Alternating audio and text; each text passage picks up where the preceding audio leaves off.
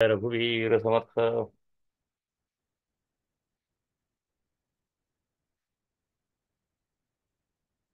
अं, तुकाराम चे अभंग पाहत असताना अं, तुकाराम हे बहुतेक एकमेव असे संत आहेत की ज्यांनी तत्वविवेचनाच्या जोडीला म्हणजे भक्तीच्या तत्वाच्या विवेचनाच्या जोडीला साधनेतला अनुभव कायम सांगत नेलेला आहे. असे करणारे संत फार थोडे आहेत. नामदेवांच्या मध्ये साधनेचा अनुभव तुम्हाला दिसणार नाही. नामदेवांमध्ये साधनेनंतर येणारी साधकाची अवस्था हीच तुम्हाला दिसते, म्हणजे त्याचा साधनेमध्ये उपयोग होतो. नामदेवांचा एखादा अभंग जर वाचला तर तर शंकाच दूर होऊ शकते तुमच्या मनातली. असा असा नामदेवांच्या अभंगाचा असा मंत्रासारखा परिणाम असं म्हणतात ना, तसा असतो की तुमच्या हृदयामध्ये श्रद्धेचा अवतरणच होतो. नामदेवांचा अभंग एखादा वाचला तर असा संदेह फिटून जातो. तुकारामांच्या मध्ये तसं होणारे अभंग तर आहेतच, कारण नामाचा तुका आहे ते त्या नामदेवांचे ते शिष्यच आहेत. संप्रदायाची तर भावना अशी आहे की उर्वरित कार्य पूर्ण करण्यासाठी नामदेवच परत जन्माला आलेत, अशीच भावना आहे. त्यामुळे तो अनुभव तर येतोच. पण अ, साधनेच्या काळामध्ये अध्यात्माच्या वाटेवर असताना त्या जीवाला कशा कशा पद्धतीच्या अवस्थांमधनं जायला लागतं याचं दर्शन तुकारामांमध्येच होतं जास्त करून. नाथांच्या मध्ये तुम्हाला भक्तीचं तत्वज्ञान दिसतं. नाथांच्या मध्ये तुम्हाला या समाजामध्ये वागायला कसं पाहिजे हे दिसतं. आणि अतिशय उच्च तऱ्हेचं भागवत धर्माचं निरूपण तुम्हाला बघायचं असेल तर ते नाथांच्या आमच्या भागवतामध्ये दिसतं, नाथांच्या भारुडामध्ये दिसतं. आणि तो ज्ञानेश्वरी सारखाच ग्रंथ आहे, म्हणजे म्हणून तर आधी नाथांचा भागवत वाचतात आणि मग ज्ञानेश्वरी वाचतात.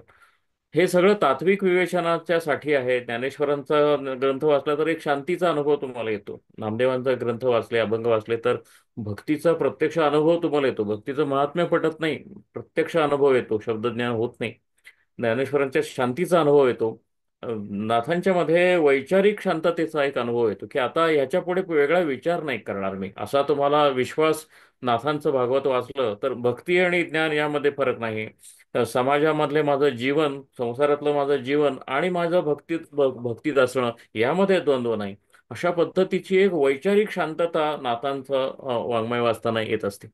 आणि आपल्याला काय करायला पाहिजे जगत असताना ह्याचे सुद्धा जाणीव नाथांचं वाङ्मय वाचताना होते. तुकारामांचं वाङ्मय वाचत असताना आतून काय होत असतं साधकाचं, हे याचा प्रत्येकारी अनुभव तुकारामांमध्ये आहे. काहीसा तो रामदासांच्या मध्ये करुणाष्टकामध्ये वगैरे दिसतो. पण तरी सुद्धा त्याचं तात्विक विवेचन म्हणजे संदेह निरसन हे काम दासबोध जास्त करतं. आणि तुमच्यातला निश्चय सुदृढ करणं हे काम दासबोधाचं मोठं आहे. आत्मारामाचं तर ते फारच मोठं काम आहे. पण म्हणजे मनाशी संवाद म्हणाला तर रामदासांचे फार मनाचे श्लोक फार फार महत्वाचे आहे. तुकारामांच्या मध्ये ह्या सगळ्याचीच एक चांदणं असं प्रगटलेलं दिसतं. त्यामध्ये साधकाचा प्रवास आहे, साधकाचा निश्चय आहे, संदेह निरसन आहे, संदेह आलेला पण आहे, देवाशी भांडणं आहे, आणि शांततेचा अनुभव आहे, आणि परमोच्च ज्ञानाचा पण अनुभव आहे. इतकं की सदेह ते वैकुंठाला गेल्याचीच जाणीव होते. आणि जाणीव होते म्हणजे ही केवळ कथा नसून काया ब्रह्म केली अशा पद्धतीचा अनुभव त्यांना स्वतःचा जो येतोय तोच त्यांनी सांगितलेलं पण आहे. अशा देहातून सुरुवात करून सदेह वैकुंठाला जाण्याचा हा मोठा प्रवास केवळ तुम्हाला तुकारामांच्या मध्ये दिसतो. तर ह्या मी मुद्दाम हे सांगायचं कारण असं की आज जे दोन चार अभंग घेणार आपण आहोत उरलेल्या वेळामध्ये, कदाचित दोनच होती, त्यामध्ये त्यामध्ये तुकारामांचं भांडण, तुकारामांचं रुसणं हे काय पद्धतीचं आहे ह्याचा तुम्हाला आकलन होईल. आपण नामदेवांची भांडणं बघितली आहेत आणि त्याचं भक्तीतच रूपांतर होतं. ती भक्ताचीच भांडणं असतात. एवढं की त्या भांडणामुळे डोळ्यात पण येतं, भांडावं तर असं वाटतं, आणि पांडुरंग आपल्या हृदयात येतो असं वाटतं. तुकारामांची भांडणं आहेत ही काही काही इतकी खरी आहेत भांडणं की आपले संदेह अवस्था ह्या सगळ्याचा अनुभव आपल्याला येतो. आणि त्यातून बाहेर कसं पडावं ह्याचं सुद्धा मार्गदर्शन एकाच ठिकाणी होतं. असा हा तुकारामांच्या अभंगाचं श्रेष्ठत्व आहे. ह्याला कोणी चाली लावलेल्या नाहीत, कोणी श्रीनिवास खळे नाही आहेत, कोणी राम पाठक नाही आहेत, त्यामुळे हे माहिती नाहीत अभंग, आणि हे फारसे चर्चिले जात नाहीत. पण हे तुकारामांचे अगदी खास आतले आतले असे अभंग आहेत. ते आपण आज एक दोन घेऊया आणि थांबूया. निर्गुणाचे घ्यावे गुणाचे दर्शन, एकाएकी भिन्न भेद घडे. या अभंगाचा एकूणच टोन असा आहे की देव काय भेटत नाही आणि अंतर असह्य होते. आणि ही अवस्था तुकाराम सांगतायत. आणि मग त्यामुळं त्यामुळं देवाची आणि आपली भेटच बहुतेक आता होत नाही. ह्या आयुष्यामध्ये तरी काही ती भेट होत नाही, असा जाणीव आज झालेली आहे. भांडणाची पण ताकद राहिलेली नाही, कारण असं आत असं कळलेलं आहे की, आणि तुकारामांच्या अनेक अभंगांमध्ये ही अवस्था दिसते आणि निरनिराळ्या पद्धतीनं ती दिसते. आणि त्या अवस्थेतून तुकारामांचं वैशिष्ट्य हे आहे की त्या अवस्थेतून बाहेर पडून ते पुन्हा श्रद्धेकडे येतात. आणि ते कसं येतात हे बघणं, हाच मोठा श्रद्धेचा अभ्यास मी म्हणतो तो तुकारामांच्या मध्ये आहे. निर्गुणाचे घ्यावे गुणासी दर्शन, एकाएकी भिन्न भेद घडे. देव भेटत नाहीये ही खरी आतली बोच आहे. आणि मग भेटत नाही हे मान्य करून स्वतःला समजावून सांगतायत काहीच. हा बरोबर आहे, आम्ही देहात आहोत, तुम्ही देहधारी नाही आहात, तुम्ही निर्गुण, आम्ही गुणात आल्यामुळं बहुतेक भेट होत नसेल. असं असं असं समजून घेणं आहे. निर्गुणाचे घ्यावे गुणासी दर्शन, एकाएकी भिन्न भेद घडे. भेदच आहे ना, निर्गुण आणि सगुण मधला भेद आहे. आणि आम्ही सगुणात असल्यामुळे आम्ही सगुणाचं दर्शनाचीच अपेक्षा करणार. आम्ही सगळं पुराणात वाचलं तसं, चार हात, एका हातात सुदर्शन, आणि हे असं असं असं आम्हाला दर्शनाची अपेक्षा असणार. आणि तुम्ही तर निर्गुणाचं घेऊन बसलात खोळ, त्यामुळं बहुतेक नाही दर्शन. असं समजावून सांगतात स्वतःला. हा एक अतिशय उच्च तऱ्हेचा संवाद आहे. आपण आपल्या ज्या तत्वाला आपण पूर्णपणे समर्पित केलेलं आहे, आपलं साधना सगळी त्या तत्वाशी असलेला हा अतिशय उच्च तऱ्हेचा संवाद आहे. हा स्वतःचे संवाद आहे खरं. निर्गुणाचे घ्यावे गुणासी दर्शन, एकाएकी भिन्न भेद घडे. आता हेच तुकाराम आहे ते इतरत्र असं म्हणतात, मला नको तुझं निर्गुण दर्शन. सोवळे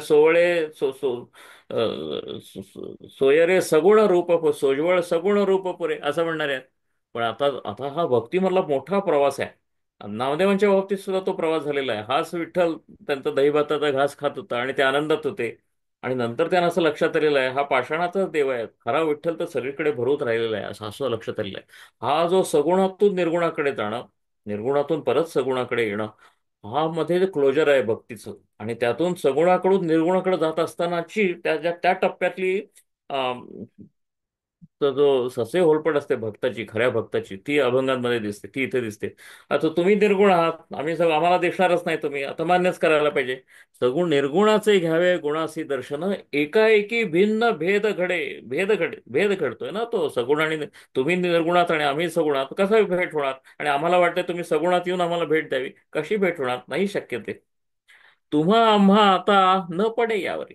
कसं मान्य केलंय बघा, पोटात खड्डा पडणारा ओळ आहे. आता नाहीच बहुतेक भेट, म्हणजे आम्ही जोपर्यंत सगुणात आहोत, म्हणजे या देहात आहोत, तोपर्यंत काय आता तुमचं दर्शनाची आस धरण्यात काय अपेक्षा नाही. तुम्हा आम्हा आता न पडे यावरी, आहो तेची बरी जेथे तेथे. तुम्ही निर्गुणात राहा, आम्ही सगुणात राहतो. भेट काय नाही बहुतेक, आता ह्या जन्मी भेट नाही. आपणापासूनही नसावे अंतर, वेचली उत्तर मिळवणे. इथं भांडणाची थोडस सुरुवात आहे, भांडण आहे, हे भांडण आहे. पहिल्यांदा समजून घ्यायचा प्रयत्न आहे, त्याचं भांडणात रूपांतर आहे. कारण सहन होत नाही, ही जी जाणीव स्वतःला झाली आहे, ती जाणीवच सहन होत नाही. हा तुम्ही निर्गुणात आम्ही सगुणात, हा भेट नाही, बरोबर आहे. दुसऱ्या वेळा तो भेट नाही म्हणजे काय? तुम्हा आम्हा आता न पडे यावरी, आहो तेची बरी जेथे तेथे. तुम्ही तिथे राहा, आम्ही इथे राहतो, तेच बरं. आता काय असा विषण्ण पण आहे. आपणापासूनही नसावे अंतर, वेचिले उत्तर म्हणून. हे मी असं असं कठीण उत्तर करतो परमेश्वरा तुला विठ्ठला, याचं कारण काय? अंतर सहन होत नाही रे. अंतर मान्य केलं तरी सहन होत नाही ना अंतर. तुम्ही तिथे आहात आणि आम्ही इथं आहोत, हे मला मान्य होत नाही ना, मला सहन होत नाही ते. आपणापासूनही नसावे अंतर, वेचिले उत्तर म्हणून. म्हणून मी तुझ्याशी असा गोष्टी करतो, असं म्हणताय. म्हणजे परत सगुण स्पष्टीकरण देऊन झालंय, शाब्दिक वैचारिक, आणि ते मान्य नाही स्पष्टीकरण, एकाच अभंगामध्ये अवस्था आहे. आपणापासून नसावे अंतर, वेचिले उत्तर म्हणून. तुका म्हणे अंगा आली कठीण आता. कसं आहे बघा, गुणात असण्याचा परत उच्चार असा केलाय, कठीणता आली रे माझ्या अंगी. म्हणजे कठीणता आली असं का म्हणलं? कठीणता आली असं म्हणलं कारण अंतर सहन होत आहे आता. तुम्ही तिथे राहा, आम्ही इथे राहतो, भेट नाही, चालतंय. हे सहन होत नव्हतं परवापर्यंत, आता सहन व्हायला लागलंय, म्हणून त्याला कठीणता म्हणलंय, हृदय कठीण केलंय. तुका म्हणे अंगा आली कठीणता. आणि मग मिश्किलपणा कसा आहे? भांडण आहे. आमोच्या अनंता तुम्हा ऐसी, हा इथं भांडण आहे, इथं इथं नामदेवाचं भांडण. हा, इथे इथे इथे भांडण आहे. इथे विठ्ठलाला ते म्हणतात, "हा, आता आम्ही कठीण झालोय, तुम्ही निर्गुणात राहा, आम्ही सगुणात, हे अंतर आता मान्य, भेट नाही मान्य, सगळं मान्य." पण हे म्हणजे काठीण्य झालं, हे कठीणता आली. मग ही कठीणता आल्याचा दोष कोणाला आहे?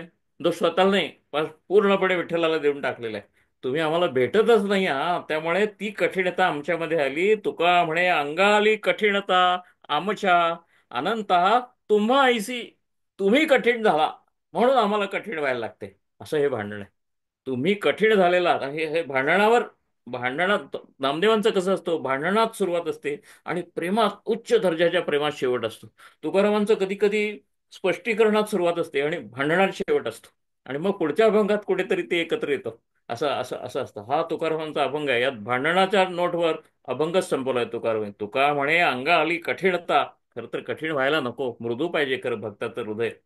"आमच्या अनंता तुम्हा ऐसे." हे ते तुम्ही निर्गुणातच राहायचं ठरवलंय आणि आम्हाला सगुणात ठेवलंय, म्हणून ही कठीणता आमच्या अंगी आलेली आहे. पांडुरंगा, दोष तुमचाच आहे.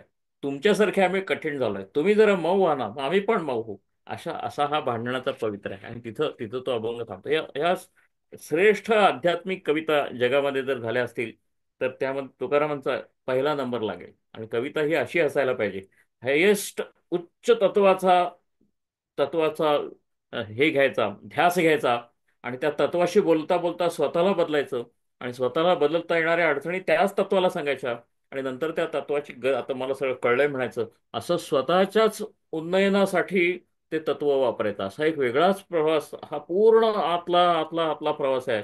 कुठल्याही माणसाचा होईल जो आतला हायेस्ट प्रवास जर काय असेल, उच्चतर प्रवास असेल, तर तुकारामांनी त्याचं वर्णन केलेलं आहे. त्यामध्ये सगळं लौकिक अलौकिक सगळ्या पद्धतीची सुख आणि दुःख येऊन जातात, अशी ही श्रेष्ठ कविता आहे. आता आणखीन एक अभंग आपण करूया आणि मग थांबूया. अगदी योगायोगानं दुसरा अभंग, पुढचा अभंग त्याच पद्धतीचा आहे. "लटिका ऐसा म्हणता देव." बरेच जण म्हणतात देव कुठला आहे, देव वगैरे काय नसते. देव लटिका आहे, देव खोटा आहे, देव नसतो. तुमच्या समजुती आहेत त्या, आणि लोक सगळे म्हणतात. पण देवाला खोटं म्हणायचं मला नको वाटतंय देवा. असा असा अभंग आहे. "लटिका ऐसा म्हणता देव, संदेहसा वाटत असे." संदेह केव्हा वाटतोय? देव नाही असं म्हणताना संदेह वाटतोय. म्हणजे देव आहेच, पण देव आहेला आव्हान येत आहे सगळीकडनं. सगळे सांगतायत, आजूबाजूचे लोक शहाणे तर सांगतात आहेत, वेढे पण सांगतायत, सगळे साधन मार्गातले पण सांगतायत, असं काही नसतंय म्हणून. "दे लटिका ऐसा म्हणता देव, संदेह असा वाटत." मला देव देव नाहीच असं म्हणताना संदेह वाटतो, देव आहे असं म्हणताना इतरांना संदेह वाटतो. मला देव नाही म्हणताना संदेह वाटतो, पण म्हणजे तरी संदेह आहेच ना. देव देव आहेची खात्री नाही आहे ना. देव नाही वाचताना संदेह वाटतो म्हणतो म्हणजे काय? म्हणजे संदेहाची दुसरी बाजू आहे, दुसऱ्या बाजूने संदेह वाटतो, पण संदेह आहेच ना. देव आहेला संदेह वाटणे आणि देव नाहीला संदेह वाटणे, संदेहाचीच भूमिका आहे. खात्रीची भूमिका पाहिजे. आहेच, मी नाही आहे आणि देव आहे, अशी भूमिका असायला पाहिजे. तो संदेह असा वाटत असे, त्याचं कारण असं आहे, "ऐसे आले अनुभवा, मजही सेवा करिता." देव नाही का काय असं मलाही वाटायला लागलं, म्हणून संदेह असं मी म्हणतो, मी केवळ खात्री म्हणत नाही.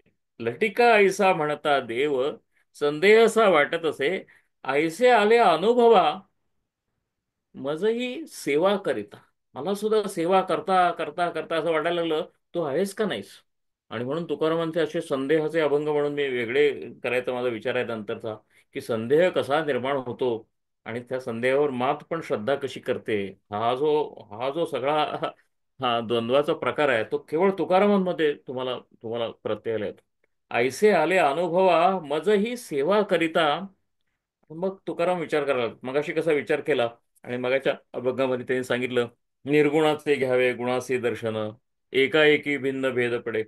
आता ठीक आहे, तुम्ही निर्गुणात आम्ही सगुणात भेटत नाही असं मगाशी कसं स्पष्टीकरण दिलं, तसं आता परत संदेहात असल्यामुळे स्पष्टीकरणाकडे जातात आणि म्हणतात, "शून्याकारी बहु मोळा, भेंडोळा हे पावाडे." मोळा म्हणजे वळण. आपण मराठमोळा असा शब्द वापरतो. आता मोळा हा शब्द वेगळा वापरते. मराठमोळी, हे मराठमोळा आहे असं म्हणतो आपण. हे मराठमोळं वळण असं पण म्हणतो. पण मोळा म्हणजेच वळण खरं म्हणजे.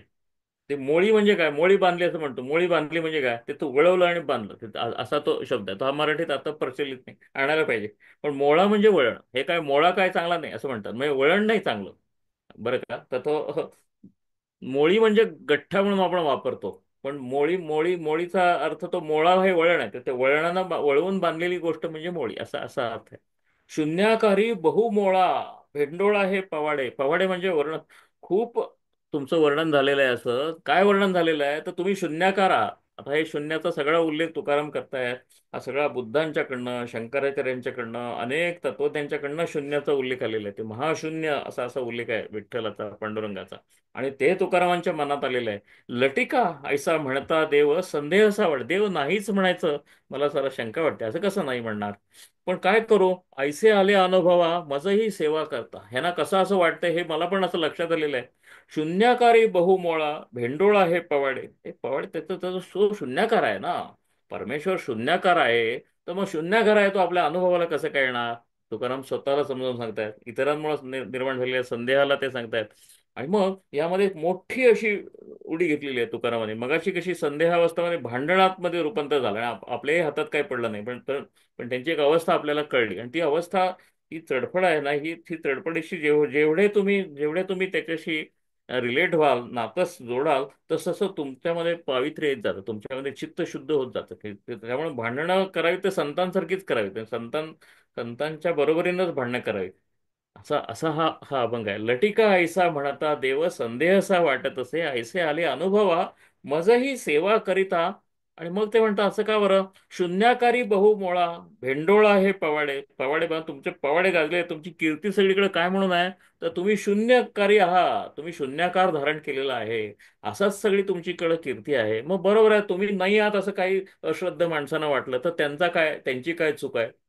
आणि पण मला मात्र तुम्ही नाही आहात असं असं असं असं म्हणता येत नाही.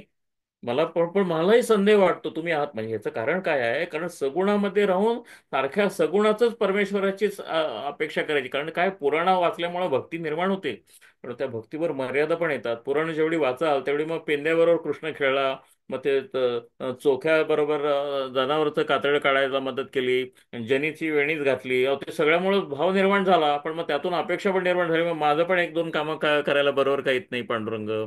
पांडुरंग मला दिसत तरी का नाही, पांडुरंग मला आहे असं जाणवत तरी का नाही, अशा अपेक्षा तयार होतात. भक्ती निर्माण होते, पण त्याच्याबरोबर तिची काही मर्यादा घेऊन येते. या मर्यादांशी आता हा भांडण चालू झालेलं आहे. आणि म्हणून शून्याची गोष्ट चालू झालेली आहे. आणि म्हणून ते म्हणतात शून्याकारी बहुमोळा, भेंडोळा हे पवाडे. तुमची कीर्ती शून्य म्हणूनच प्रसिद्ध आहे ना तुम्ही, मग कसे दिसणार, असं स्वतःला समजून सांगतात. तुका म्हणे ताळी नाही, तुका म्हणे ताळी नाही, एके ठाई चपळत्वे. आता हे विठोबाला समजून घेणं चालू झालेलं आहे. आता भांडण नाही आहे, हे विठोबाला खऱ्या अर्थानं समजून घेणं आहे. आणि ते म्हणतात एके ठाई चपळत्वे. तुम्ही एका ठाई, कुठल्या तरी एका ठाईच तुम्ही आहात, असा जेव्हा जेव्हा आम्ही आग्रह धरू, तेव्हा तेव्हा आम्ही फसणारच. कारण तुम्ही फार चपळ तत्व आहात. असा असा हे अतिशय तात्विक भक्तीचा, अतिशय वैयक्तिक अनुभवाचा विचार एकाच वेळी तुकारामांचा चालू झालेला आहे. त्यामुळे ते अभंग समजायला अवघड वाटतात. पण ते अवघड समजायला अजिबात नाही आहे. ती जी मनाची स्थिती आहे, जेवढं जेवढं त्याच्याशी जाल, की आपल्याला असे प्रश्नच पडत नाहीत, असं जरी कळलं तरी चालेल, की हे असे प्रश्न पडतात आणि त्याची अशी उत्तरं असतात. असं तुकारामांच्याकडनं शिकायचं असतं. तुका म्हणे ताळी नाही म्हणजे काय, ताळमेळ नाही, एकाच ठिकाणी थांबण्याचा तुमचा स्वभावच नाही. You are the most dynamic principal, असं म्हणतायत. तुझा डायनॅमिक काय हा अस्तित्व आहे, ते मी समजून घ्यायला लागलो. इथे एक प्रकारची क्वांटम अनसर्टन्टी चालू असल्यासारखी आहे संधी, की तू शोधायला गेलं तर सापडणार नाही, असं आहे की नाही. तुम्हाला हायझेनबर्ग, आपण क्वांटम मध्ये वाचलेलं आहे. हायझेनबर्ग असं म्हणतो की एखादी जसं भौतिक अवस्थेच्या अगदी अगदी तळाशी तळाशी जर तुम्ही बघायला गेलात, तर तुम्ही जर बघायला गेलात तर सापडणार नाही, आणि बघितलं नाही तर तिथं असणार, अशा पद्धतीची एक अवस्था क्वांटम मध्ये सांगतात. त्याचा हा उल्लेख आहे. तुका म्हणे ताळी नाही, एके ठाई चपळत्वे. तुम्ही एक अतिशय गतिमान तत्व आहात, हे जोपर्यंत मी समजून घेत नाही आणि तुमची गतिमानता जोपर्यंत मी मान्य करत नाही, तोपर्यंत तुमचं असणच केवळ मान्य करून काय करायचं. तुमचं गतिमान असणं मान्य करायला पाहिजे. एकाच ठिकाणी इथेच सापडाल, तिथेच सापडाल, तिथेच सापडाल, असं चालणार नाही. सगळीकडेच तुम्ही आहात, माझ्यात पण तुम्ही आहात, हे सगळं तुम्हीच आहात. ह्याच्याकडे आता प्रवास तुकारामांचा चालू झालेला आहे. तो प्रवास चालू होतानाचा हा अभंग आहे. आणि त्याचं हे उद्घाटन असं आहे, तुका म्हणे ताळी नाही एके ठाई चपळत्वे. एकाच ठिकाणी तुम्ही आहात, एकाच धर्मात तुम्ही आहात, एकाच डोंगरात तुम्ही आहात, एकाच दगडात तुम्ही आहात, अशा तुम्ही नाही आहात. तुम्हाला बघायचा प्रयत्न केला की तुम्ही सापडत नाही आहात. हे लक्षात जर घेतलं तर आता आता माझं पांडुरंगाचं चिंतन वेगळ्या पद्धतीचं होणार आहे इथून पुढे. तुकारामाने भक्तीतला एक महत्वाचा टप्पा आता गाठलेला आहे, आणि तरी ते भक्त राहिलेलेच आहेत हे समजून आपण थांबायला पाहिजे. जय जय रघुवीर समर्थ. जय जय राम कृष्ण हरे.